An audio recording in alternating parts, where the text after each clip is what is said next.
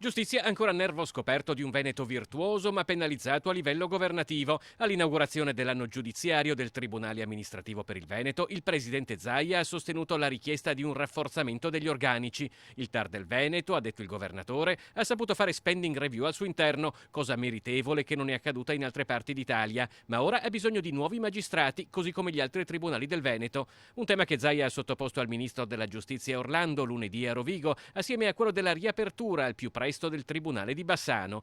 La collaborazione tra TAR e Regione, intanto, ha rilevato Zaia, è ottima. È un elemento che ci permette di fare chiarezza su molte partite che riguardano ad esempio contenziosi tra enti pubblici e cittadini.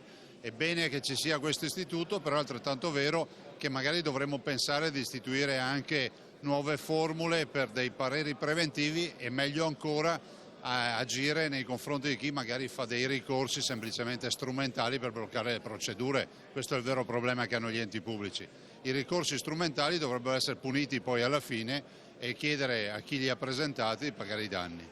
Nel corso dell'inaugurazione dell'anno giudiziario del TAR, inevitabilmente si è anche discusso dei temi di stretta attualità nazionale, a partire dalla legge sulle coppie di fatto.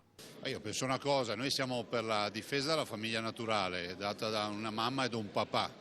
Rispetto i sentimenti di chiunque, mi spiace che ogni volta che si parla di questi temi, se non la pensi come loro sei omofobo.